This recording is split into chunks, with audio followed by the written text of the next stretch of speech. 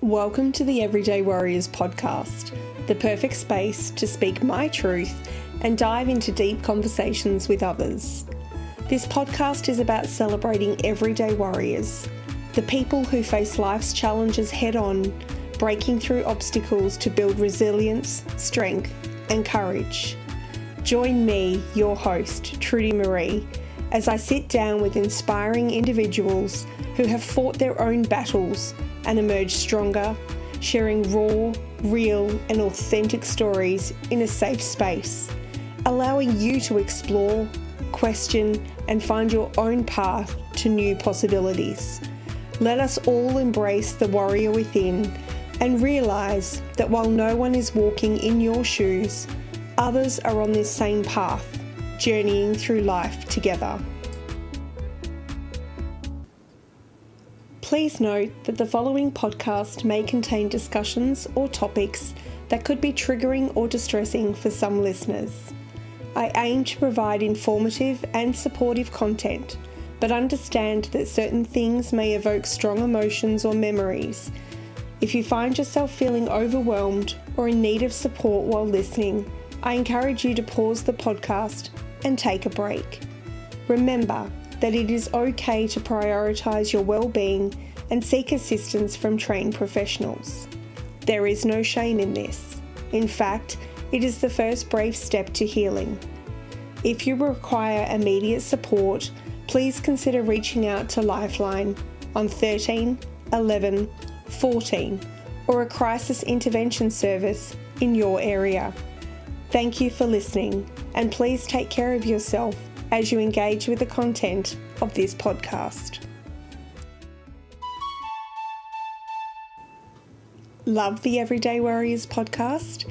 It would mean the world to me if you were to leave a 5-star review to ensure that the Everyday Warriors podcast is heard by more listeners around the world. You can also support the show for as little as $5 with a one-time donation or by becoming a monthly subscriber. Your contribution helps me to continue bringing you inspiring stories of everyday warriors who overcome challenges to find strength, resilience, and new possibilities in life. Head to the link to buy me a coffee and fuel the next episode. Every bit counts. If you're looking for an inspiring story of resilience, healing, and rediscovering yourself, then my book, Everyday Warrior From Frontline to Freedom, is for you. It is my memoir of hiking the 1,000-kilometre Bibbulmun Track, a journey that was as much about finding my way back to myself as it was about conquering the trail, through the highs and lows and everything in between. This book is taken from my journals and is my raw and honest experience of overcoming trauma and embracing the strength within. Grab your copy now. Just head to the link in the show notes and let's take this journey together.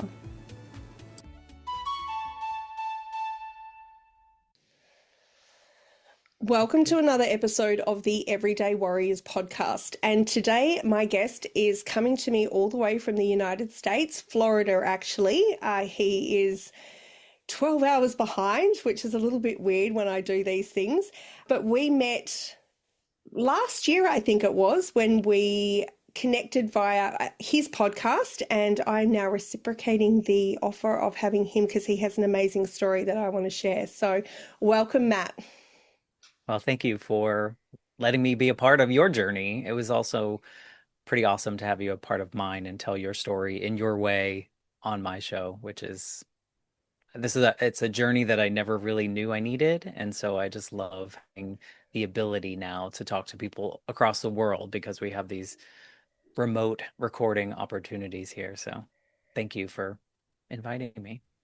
No, you're most welcome. And I think we have such similar podcasts in what we do. And I'll give a shout out to your podcast now, which is the Life Shift podcast. And I actually started listening to that randomly one day. It came up on my list of, I think on Spotify, and I started listening and then reached out and said, hey, can I please be part of your show? And then here we are today. And that's how it happens, right? These people, I mean, we probably never would have bumped into each other in the world, right? Like maybe, but I can't imagine. I've recorded with over 200 and let's see, 12 people now, 213 people now. And I think I know personally like nine of them because those were the people I started with. But since then, it's just been people like you reaching out and saying, "Hey, I have a story." And I've really learned that people's stories are super important. There's a lot of power in telling our story or listening to other people's stories. So kudos to what you're doing. I totally agree that there is power in storytelling, whether you are a listener or a teller yourself. And I think what you've got going with your podcast, what I've got going with mine, it's just an incredible opportunity for people's voices to be heard.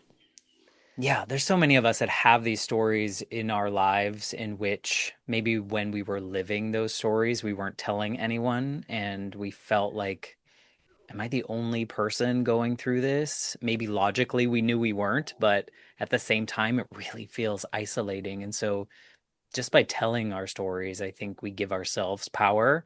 And I don't know about you, but when I started telling my story out loud, it felt more manageable than it did when it was sitting in my head, kind of swirling around and anxiety and worry and all the things that came along with it.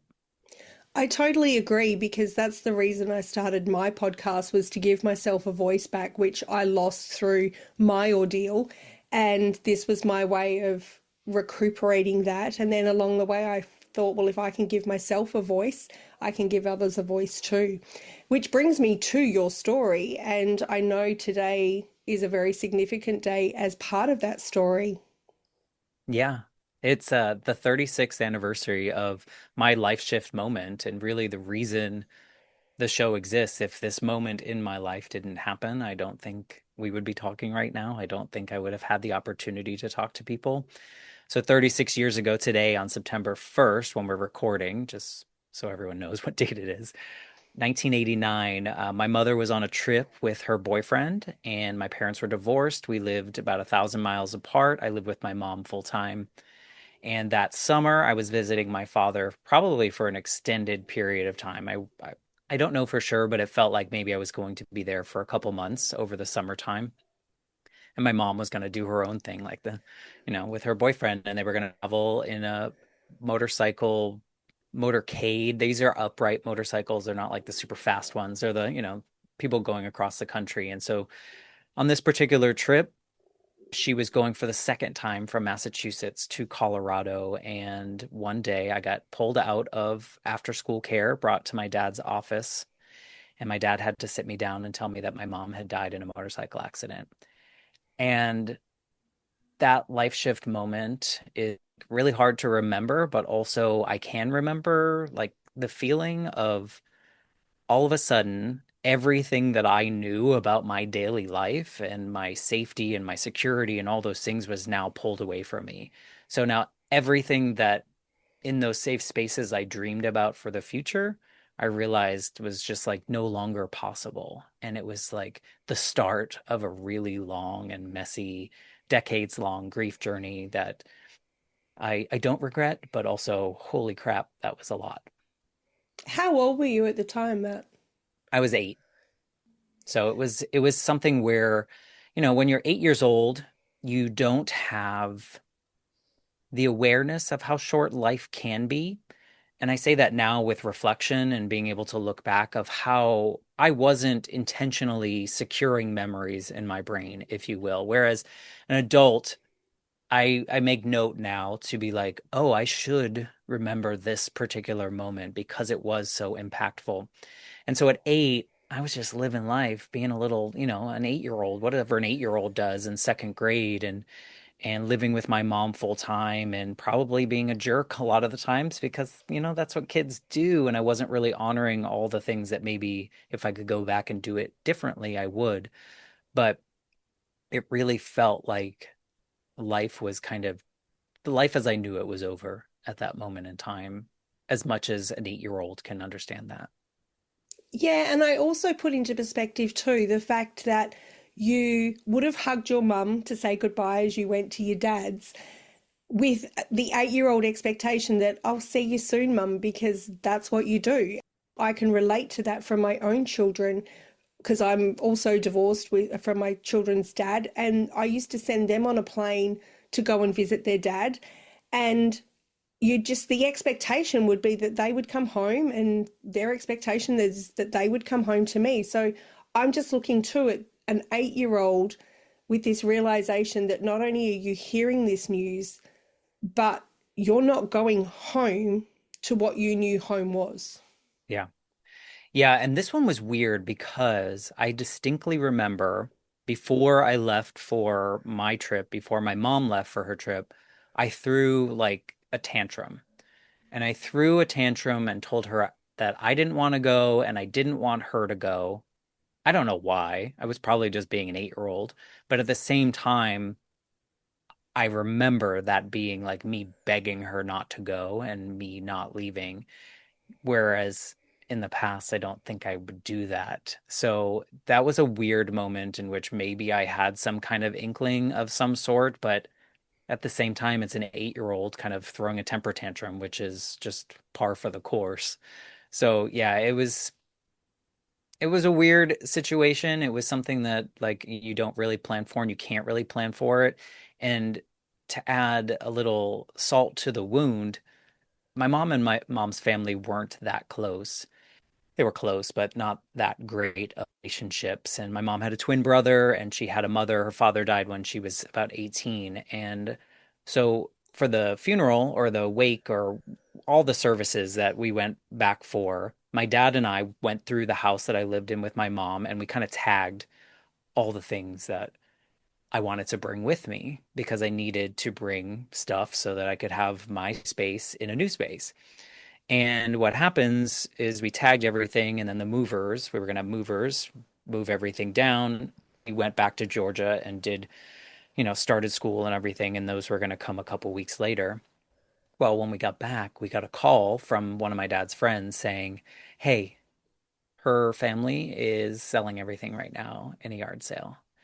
And so everything that I had tagged, they sold a majority of it. So all the things that I think back now of like all the things that probably would have made me feel a little bit safer, like my bunk bed, maybe my bedding, my clothes, like the things that would have made me feel like I had a home still, even though it was in a different place.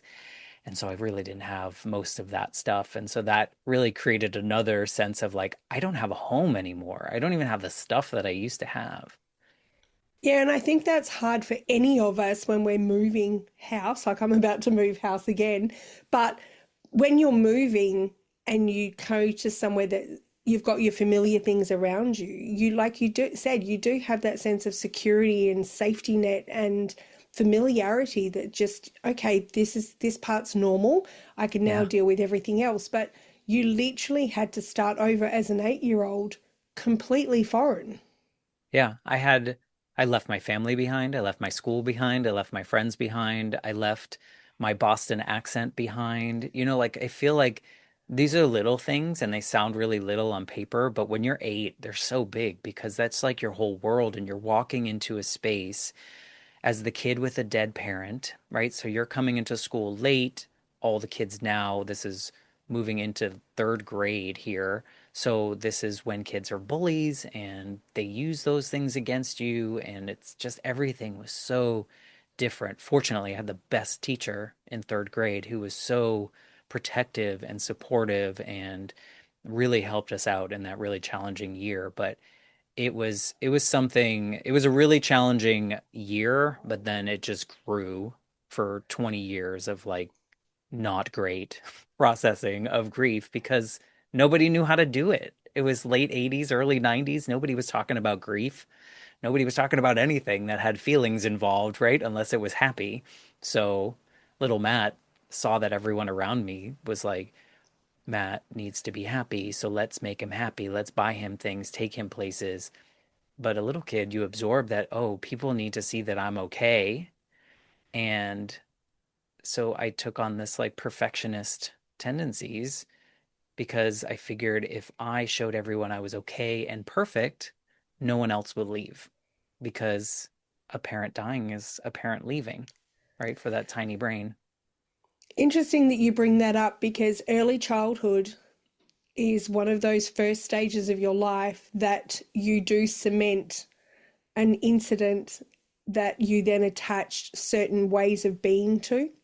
And most people don't recognize that in their everyday life. And obviously, you've done the work throughout your years to be able to recognize that now. But you do cement that way of being. And like you said, it's that perfectionism and people pleasing probably is part of that to make sure that you're okay and that everyone knows you're okay when deep down inside you have no idea how to deal with it. And like you said, late 80s, early 90s, mental health wasn't talked about, grief wasn't talked about, trauma wasn't talked about. These are all modern day issues that we deal with. In the past, it was just like, oh, yeah, it happened, move on. But as human beings, we don't actually really move on. We certainly don't. And I think also there's another thing that adds to that is that kids will bounce back, right? I feel like people think that kids will bounce back, and we will. We will survive. We will find ways to survive. We don't know we're doing it. We're just kind of moving through the motions that we're absorbing from the people around me. And I say all this without noting, and I should note, my dad did the best he knew how to do with the tools that he had. He was mid 30s. He was not prepared to be a full-time parent to a kid that just lost the person he probably loved the most, So he did the best he could and kind of made decisions on what he thought was right. And it is what it is. We kind of move through it, but he never once, maybe once, but he never really like told me you have to be perfect or I'm going to leave you. I don't think he would ever say that or ever even think that. But because you don't talk about it, you embed that in your psyche forever. And then years go by, become a teenager. I think I'm good. Like because I've been a pro at pushing this down, that it just doesn't bubble up until it does. And then you just create a cycle of a big hot mess. And talking about that big hot mess, how did bottling up that grief, how did that actually impact your teenage years and obviously early adulthood before you started to obviously seek some help to deal with that in as you were older? Yeah, it was a mess because I think I just had to be perfect. So I was kind of living this life that I thought everyone around me wanted me to live and not like doing the fun things. So one thing that really kind of permeates probably the first 30 plus years of my life is I didn't try anything really hard that I knew I couldn't be good at. So I never really took risks. I never challenged myself in things beyond like a couple steps farther that I thought, okay, maybe I can do these things and I could do them really well. So I didn't take the really hard classes. I didn't take the really interesting classes. I was talking to someone the other day and I was like, I didn't dream, not in the everyday go to bed and dream thing, but I didn't have dreams. I didn't create, kids want to be astronauts or lawyers or doctors. I didn't have any of that because I just, I felt like I wasn't allowed to be my own person because I was trying to live the life that I thought the people around me wanted. So that is kind of the underlying of like how Matt operated. I'm sure I had a good time. I'm sure I did kid things as well, but I really did not associate or connect with people my age as well as I did with adults. And I think a lot of that has to do with just having a parent die when you're a kid. You kind of grow up a little faster and you've experienced something that these kids have never experienced. So there's always that disconnect there. But the emotions were definitely bubbling. I think early teens, when all your hormones and all the things are happening, the emotions were bubbling, but I was getting really good at pushing it down. But it was also kind of making me more of a mad type person. And I remember distinctly when I was 16, I had an English paper that I needed to write, and we were asked to do a narrative life story of some sort. I don't know, 3 pages or something, nothing major. But this was the first time that I actually sat down and wrote about the moment that my mom died and down to like the minute of the day of which she died and like kind of really narrated that for myself and let it out. and I broke down for days like from this. And it what I equate it to now is kind of like a bloodletting, if you will. Like it was not a full release, but it was like, okay, things are gonna bubble up, so I need to like pop the balloon and let a little air out. I was really scared of it. I was afraid of letting all that out. So it was like a bloodletting, and then I kind of pushed it back down, sealed it back up until like I hit 30. So it was messy. Yeah, and I can only imagine even as a 16-year-old, because obviously then your teenage years is what is that next segment of life where you start to cement who you are and what you're going to be in this world. And just going back to like what you said about the fact that you didn't dream and the fact that you didn't take risks, I wonder how much of that was actually attached to not only just losing your mum, but in the way she lost her life on a motorcycle accident, because there is trauma on both sides of that. So, yes, you've lost your mum and you're having to deal with that, and you don't know how to deal with that as an 8 year old and growing up without your mum. But then inside of that, most people would consider riding a motorbike a risky. Like it's one of those things that's like it's speed, it's adrenaline, it's a thrill, and all that type of stuff. And you're like, no, I can't do that because I can't take risks because this is the outcome. But on top of that, you lost your mum when she was quite young.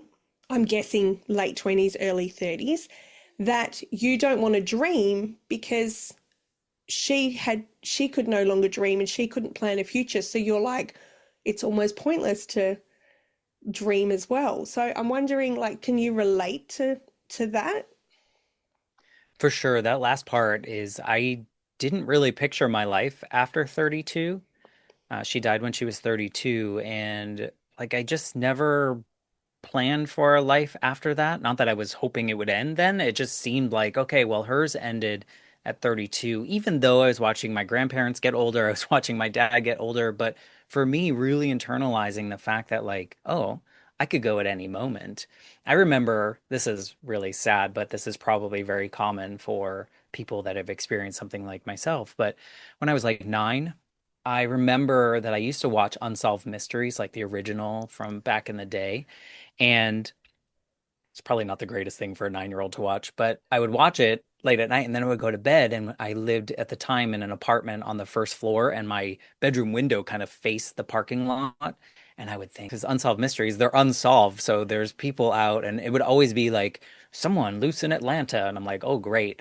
So, but I say this because I remember laying there and thinking, someone's going to break in this window. That person is going to break in this window and kill me.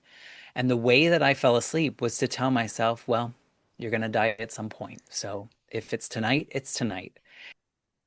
Yeah, so I don't think soothing yourself or trying to fall asleep is in that way is super common for a 9, 10-year-old, but that was normal for me because I don't think that I think I realized how short life could be. And so I wasn't really afraid of it. And that was my soothing, but very weird thing to remember and also to fall asleep. Yeah, I don't think that is exactly normal, like you said, and I think it's definitely a trauma response, which leads me then to like I just go into the parenting styles of a mother and a father, and for most nuclear families, the mother is the caregiver and the emotional support, and the dad is almost like the disciplinarian, but the hard worker and things like that. And so you've had to grow up without that nurturing caregiving role. And you said that your dad did the best job, but again, going back to the 80s and 90s, men didn't share their feelings. Men were told to toughen up and get on with it and things like that. So it must have even been hard for your dad at the time as well, not just having you now live with him full time, but dealing with a woman he once loved was also now gone from this earth. So how have you found that growing up without that nurturing input, or was there another female figure in your life that took on that role? No, I got so lucky. I got really lucky. My dad's mother, she kind of realized that my dad might need a little help. And so she was really close with my mother. My mother and my dad's mom were very, very close, kind of best friends. And around 12 or so, my grandmother kind of sold all the things she had and she moved down to Florida near us, about a mile and a half away from us. And she was kind of our rock. She was really the rock for my dad because that's his mom and they were very close. But she became it's kind of an indescribable relationship. It's something where it's a grandparent, of course, it's a mother figure, definitely, and it's almost like a best friend, which is really weird when you're 12, but we had such a great relationship. And so I think that she was that nurturing piece that you're mentioning. She was the one to kind of show that motherly love and that unconditional peace. Not that my dad wasn't doing that, but you're right. I think there was more parental roles that were more defined in that way in the early 90s. But my grandmother really stepped up and she sacrificed a lot because she had other grandchildren that she kind of left behind. They had two parents around, and so she kind of sacrificed that and her own life to kind of be around us. And I think she made a beautiful life, and I don't think she would have any regrets. But I really got the lucky side of this and really just created the most beautiful of relationships. And when it came close to when she was passing, the failure of grief and finally kind of dealing with it and figuring out how to process losing my mom served myself and my grandmother in the most beautiful of ways. And so it's kind of a nice redemption arc of this really messy first part of my life, kind of living for everyone else. Her passing created a new version of me because of all that mess. Like, so it was really a beautiful story in the long run, but it started out very bumpy and very challenging. Do you think that saying goodbye to your grandmother and having the ability to do that, and obviously she didn't pass quickly and suddenly, that it was a long process, that you were able to, in your own way, say goodbye to your mother that you never had the opportunity to do in your age? I've never really equated that. I can't say yes to my mom part. I think when I was early 30s, it was when I finally realized, like, okay, Matt, you need to get it together. You need to go see a therapist. Other things in your life are coming up. So you need to deal with this other piece that's bigger, messier. And once I kind of move through that, I really do truly believe that I closed the door on grieving my mom in any kind of sad way. And whenever I have this conversation, people are like, you can't really close the door on grief. And I'm like, well, this one feels different for me. My mom, I only knew her for 8 years. I don't know when you start creating memories, but I don't really have any memories before like 5 or 6. So I didn't have a lot of memories of my mom to begin with. And so by the time I was in my 30s, as much as I had pushed down grief and not thought about all those things, the memories were faded. And so at this point in my life, or even in my 30s, my mother was more of a presence that was once in my life, more of this figment of a mother and less of this person that I dearly missed or deeply missed because I didn't really remember her. So it was like missing the idea of having a mother and all the things that she missed out on and those kind of things. And so when my grandmother got sick, though, I knew what it was like to have a mother because I had her for so long. And I knew how terrible it was to push down grief for so long and how that did not serve me in the slightest. So when she got diagnosed with cancer, I was like, okay, we're going to do this right. And so I just spent more time with her. I visited her more and loved her more, took her to things that would certainly be high up on her bucket list of things to do, even though she was very much in denial that she was getting worse. And she was, tamped down some of her feelings throughout her life as well because of early childhood trauma. But towards the end, I kind of knew that, like, we're getting kind of close. So we had her 82nd birthday, and I made sure that her whole family was there, as many people as we could gather, her grandchildren, her kids' wives, all the people. And after that, we had a great time. She showed up, like she put in all the energy she had, and she was really worn out. But after that, I was like, we're gonna have the conversation. And so at that moment, I forced her to have the conversation that I wish and hope that everyone can have with a dying family member. We said everything, good, bad, ugly, indifferent, all the things we loved about each other, all the moments that we enjoyed together, all the things that annoyed us about each other, like everything. And I can tell you, when I left that apartment that night, it was devastating. It was really hard to do. But when I left that apartment that night, I was like, she's going to die tonight. I thought, this is it, which was really heartbreaking. But at the same time, I felt like there's nothing left unsaid. This is how we should do it. And so if I circle all the way back to your original question, kinda to the part that I couldn't do with my mom, I knew that I needed to do this with this mother figure, my grandmother, who took over. So in a way, it was kind of like this tribute, but I don't know that it was definitely to my mom. Sorry, that was a long way of answering your question. No, but I love what you said in the fact that as an 8-year old, you didn't know that life was short and that was going to happen. But as an adult and watching your grandmother, you were like, I'm going to leave nothing on the table. I'm going to share with her the good, the bad, the ugly, every moment, every memory, and really just be in full acknowledgement of each other and what part you've had in this lifetime, which for the majority of us, we don't do. We take for granted that lives can be taken in a moment. And I think that is just such a beautiful way to be with somebody before they depart this world, not in sadness, not in despair, but in full love and joy and wonder of the lives that you had together. Yeah, no, I wish this for everyone because normally you hear those things in the funeral. You hear them in the Yeah. obituary. You hear them when it's kind of too late.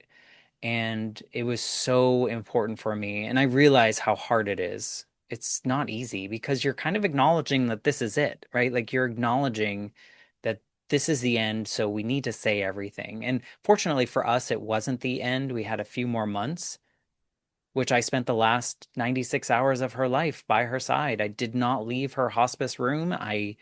My dad was like, "Well, let's go get something to eat." And I was like, "Nope.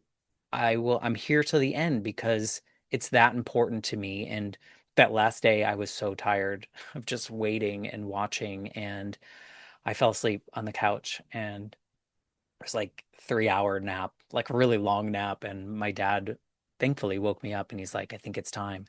And I sat next to her head, like her face, and I rubbed her face, and I told her I was there. And within a minute, it was all over. And it was like, you know what? I was there for this last breath. I know she was rushing to the hospital when I was taking my first breath, and it was devastatingly beautiful. It was something that it's really hard. It's really hard to watch someone die, but it's so important. I think there's something really beautiful about being there and witnessing, and maybe hopefully if they're in their body at that point in time, maybe they feel safer or they feel comforted.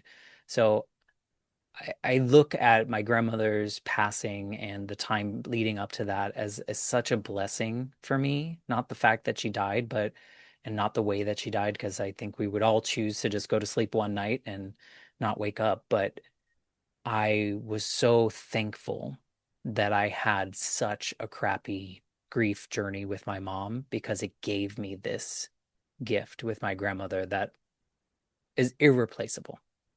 I love that you have gratitude for such a hard experience that we all have to endure at some stage in our life. But to look at it in that way, I just think it's such a different perspective for people to go through grief is to have that moment that is, like you said, it's irreplaceable. But we're also taught, I feel like, or I grew up thinking, God, when someone dies, we have to be sad forever and we can't celebrate anything. And that's not what grief is like. Grief is a roller coaster. And, and I think the older I get, the better I get at acknowledging how I feel at any moment in time. Whereas I was a kid and I started feeling sad, I realized, oh crap, I can't be sad. Like I need to buckle up.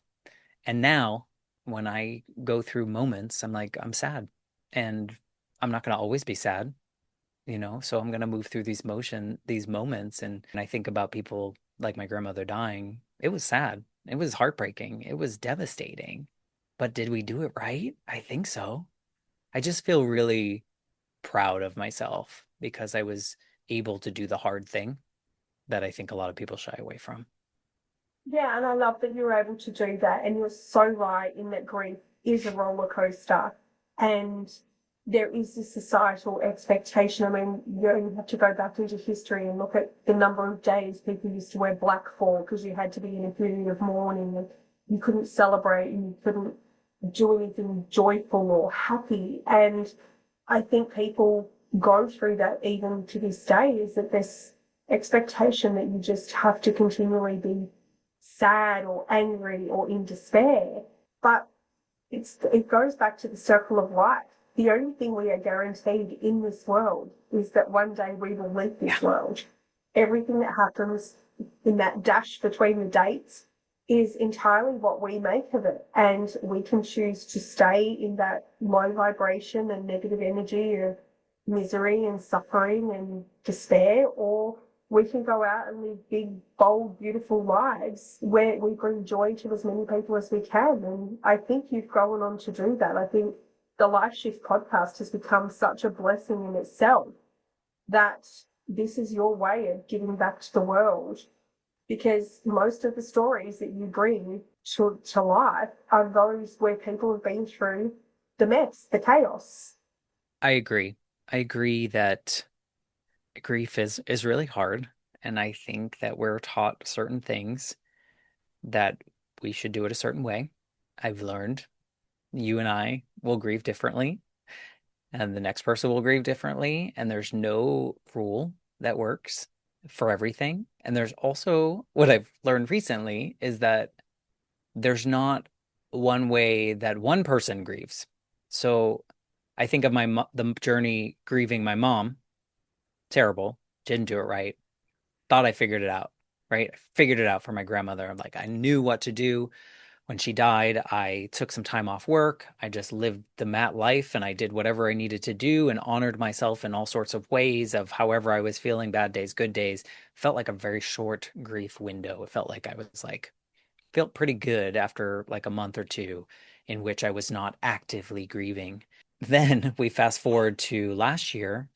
I thought, pro, okay, I got it. Like I'm grief pro. Like I can do this. So I've had a dog. I've had two dogs. I got my first dog when I was like 29, and he saw the pre-healing version of Matt. He saw the in the midst healing. He saw the grief that I went through with my grandmother.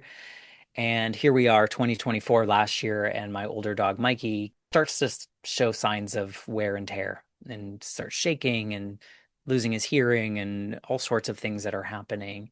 And I'm still in this moment of like, I'm sad. This is sad, but like when he dies, I'll be okay because I think society has taught us that, quote unquote, these are just pets. I learned very quickly after Mikey passed that pets are not just pets. And pet grief and pet loss is something that needs to be talked about more frequently. And that was I just turned a corner and it's been 13 months since Mikey died, and I just turned a corner in my grief journey. Here I am walking into it thinking, Grief Pro, I got this. And it took me over a year to find a space in which I was on the other side of whatever that hill or that mountain looked like. And so I think it's really important that if you're facing that you talk about it, you share it with people, and not dismiss people's journeys. Because, whew, that one threw me for a loop. I can totally relate on that one. I lost my old girl this year after she was 14 years old. So I am literally not even 6 months into that grief journey of losing a fur baby. And you are totally correct that more needs to be spoken about pet loss, because these are unconditional, loved best friends that can't talk back to us, but their mere presence impacts our lives in ways we don't get to talk about. And when we lose them, there are no words. You literally lose part of Yeah. your soul when they go, completely different to another human Yeah. being. So I totally relate to that. And you've taken 12 months or whatever to move through that process, then that's okay. Because I know even for me, moving and packing up house, I'm leaving behind the last memories I had with her here. And going to the new house, I know that it will probably bring up a whole Yeah. new range of emotions. But like you said before, once you have some kind of therapist or counselor that can help you deal with your emotions, and it's okay to feel these things, you can get up in the morning feeling like crap, or you can remember something and cry. You don't have to cry all day and make it your whole day is like now done and dusted. It's just be in that moment, feel all the energy, all the emotion, move through it, and then you can get on with the rest of your day. But the thing is that you've actually acknowledged that emotion. You haven't Yeah. suppressed it. And I think that's just like a self-awareness, self-love to understand that like we're all humans and most of us are trying to do the best we know how to do, and we're not going to get it right all the time. But that has been something that has been a key for me in all of the journeys, I guess, since my like 30s, of all the ups and downs since then, is just acknowledging that however I'm feeling is okay at any time. If it's mad, if it's sad, if I'm laughing, whatever it is, it's all okay.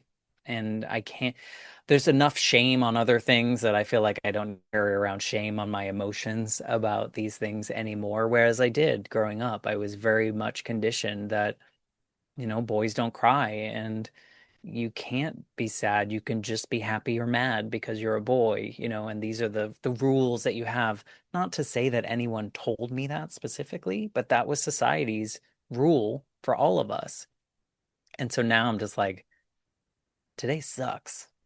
And that's okay because it won't suck forever. And we just kind of move through it and be just like evolved humans and acknowledge each other. But I after Mikey died and when I realized how hard it was, I legit called so many people or reached out to so many people that I know that have lost pets where I felt that maybe I was dismissive when that happened because I didn't know.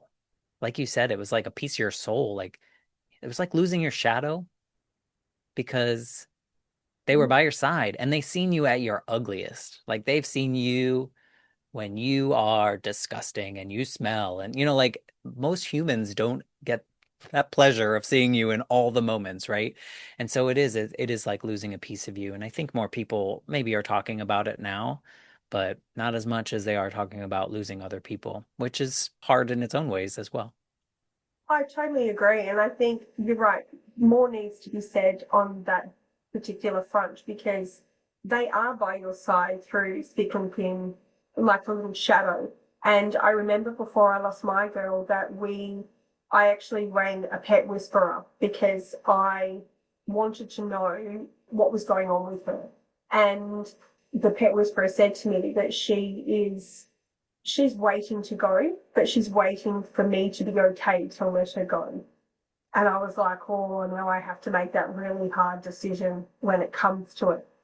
But she also said to me that our pets are like a soul contract. They come to us in our lifetime for a reason, and they are there to be with us, to heal us, to guide us, to do whatever they need to do. But it's a soul contract, like we have soul contracts in our lifetime. They do as well, and they come to us, and maybe not, maybe more than once. Maybe we've been together in other lifetimes, but for whatever reason, they've come to us in this one to show us what we need and what they need. And that was totally true for my dog. I presume it was true for Mikey, is that they are Hmm. part of us, and we have a right to grieve them exactly like a person. We just don't give it enough space and allow ourselves to have those conversations. Yeah.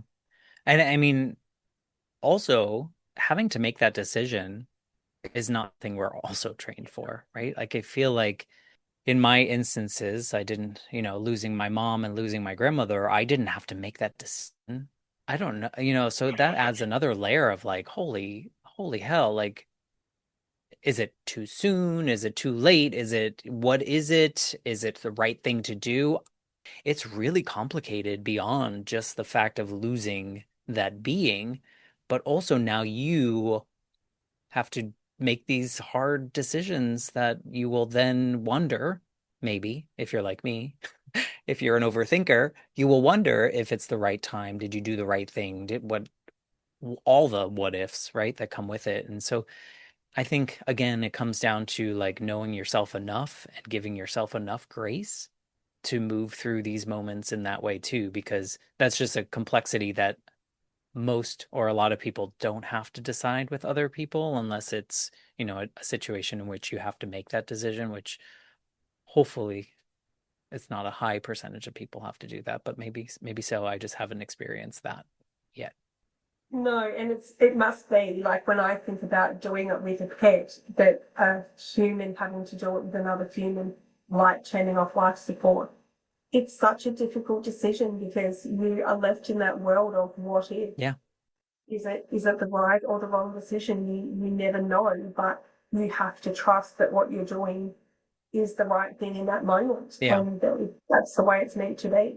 But yeah, you're right. It doesn't make it any easier in that grief journey. No, and it's a one-way conversation, right, with the dog, right? So you don't get to have that conversation. Whereas with humans, you've probably had like, okay, if this happens, or if I get close to this and my quality of life is this, then make these decisions. There's a back and forth conversation. And I think that we just don't have that. I mean, we feel like we do as pet parents, right? You feel like you have that conversation, but you actually can't totally have that conversation. You were able to in your way. But yeah, it's a mess. But I say all of that to say that like one grief journey might not inform the next one as neatly as we want it to.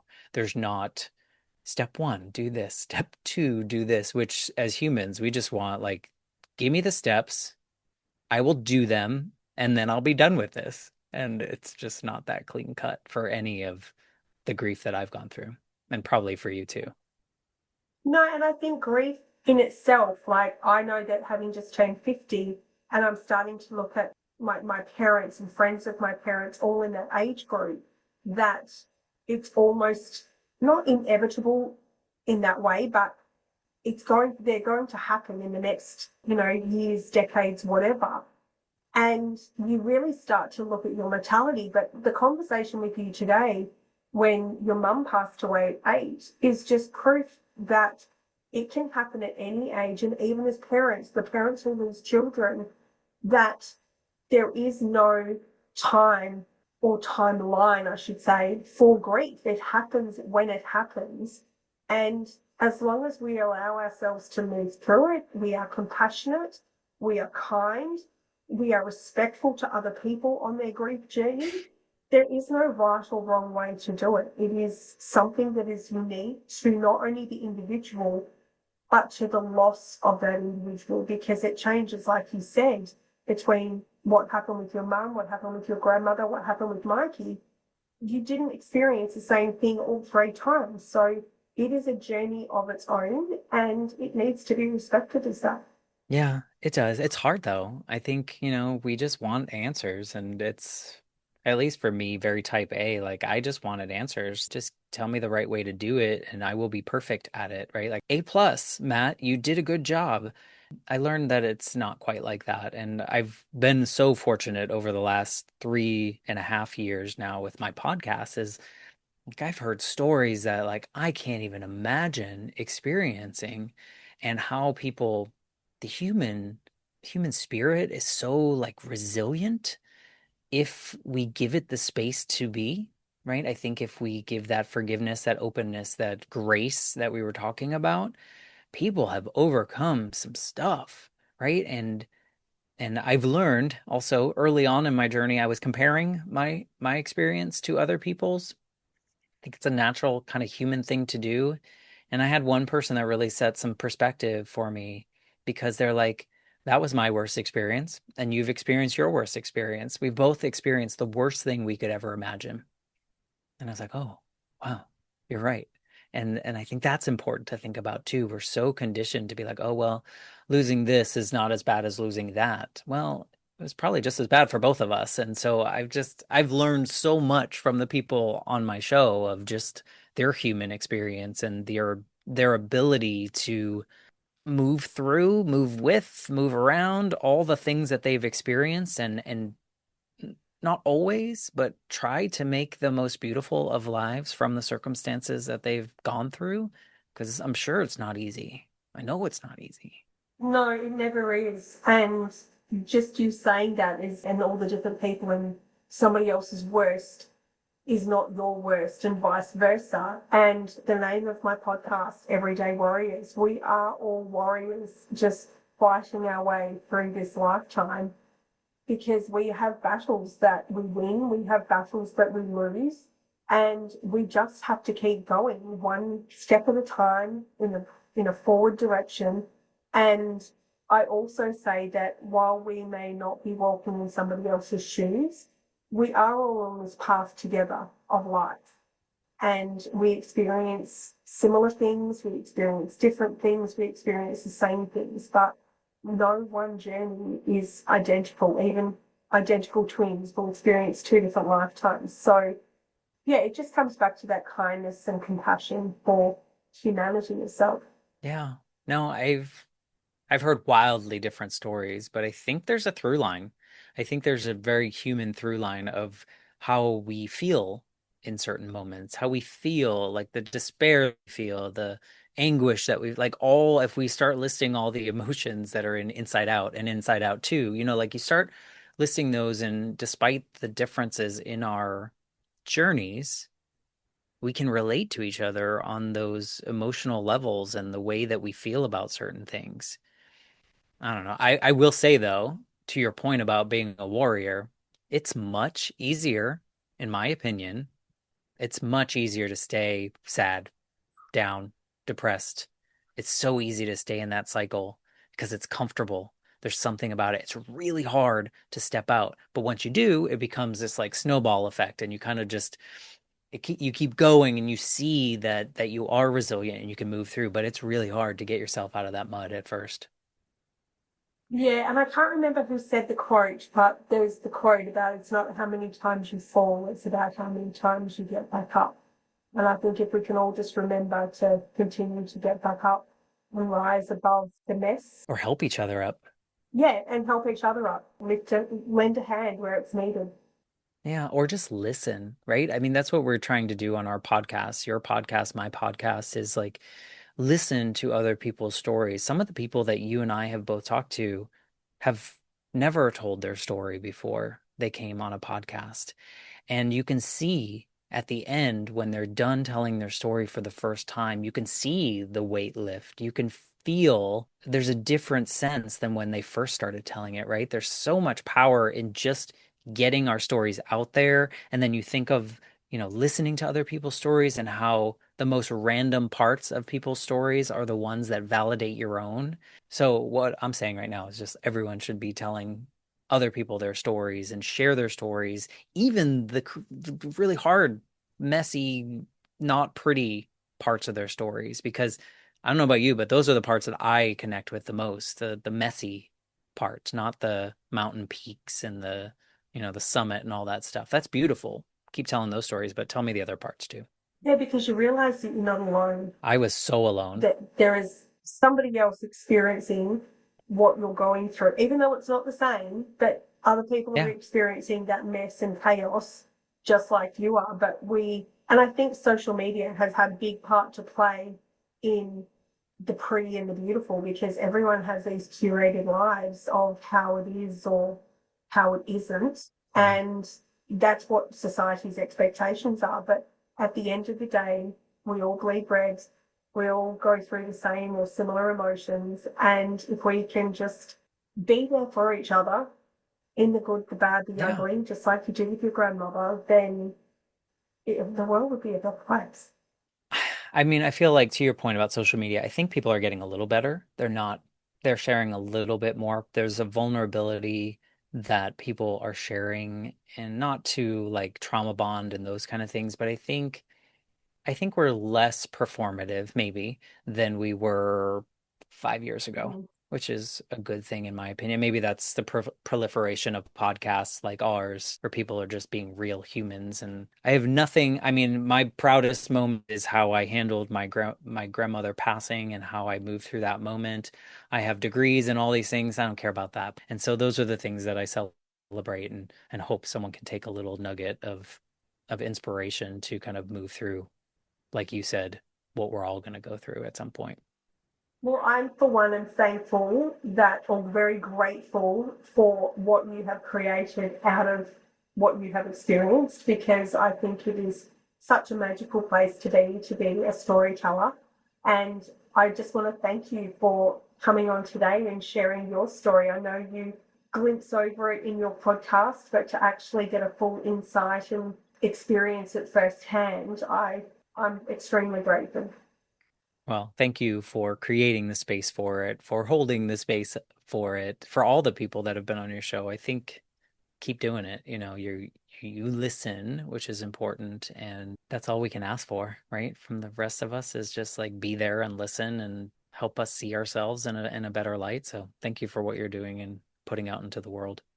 Thank you for the acknowledgement. And I always like to finish my podcast by asking you, what is the one thing you are most grateful for today? Today or in life, Up to you. I am most grateful for the roller coaster.